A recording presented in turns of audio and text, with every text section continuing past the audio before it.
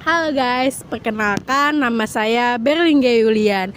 Di sini saya akan menyelesaikan tugas ujian akhir semester yang dimana mata kuliahnya itu adalah pengantar kearsipan dan kemusiuman. Jadi saat ini saya sedang ada di Museum Nasional Indonesia. Di tengah kota Jakarta ini hadirlah sebuah museum yang bernama Museum Nasional Indonesia atau yang lebih dikenal dengan Museum Gajah. Museum ini tidak hanya menyimpan benda-benda kuno, tetapi museum ini adalah museum yang mengembangkan pengetahuan kita di zaman dulu dan zaman saat ini. Oke guys, selanjutnya kita simak sejarah Museum Nasional Indonesia ini. Bye. Jadi, sejarah Museum Nasional dimulai pada tahun 1778. Saat itu, sekelompok ilmuwan Belanda mendirikan organisasi yang bernama Batavia's Genootschap van Kunsten en Wetenschappen. Dengan tujuan mereka itu adalah untuk mengumpulkan, meneliti, dan juga melestarikan benda-benda bersejarah dari seluruh Nusantara.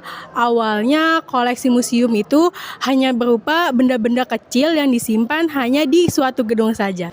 Hingga sampai saat ini, Museum Nasional ini menyimpan lebih dari 1.400 koleksi yang mencakup berbagai aspek di kehidupan bangsa, mulai dari masa prasejarah, kerajaan-kerajaan besar, hingga masa kolonial.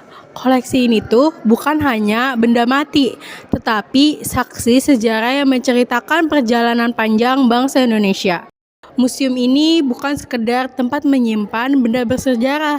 Ia adalah pusat edukasi dan penelitian yang membantu kita memahami siapa kita, dari mana kita berasal, dan bagaimana kita sampai di titik ini.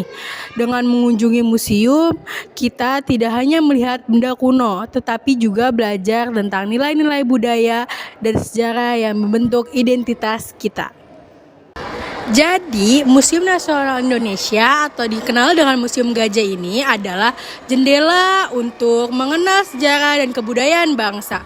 Mari kita jadikan museum bukan sekedar tempat wisata, tetapi juga ruang belajar yang menghubungkan masa lalu dengan masa depan.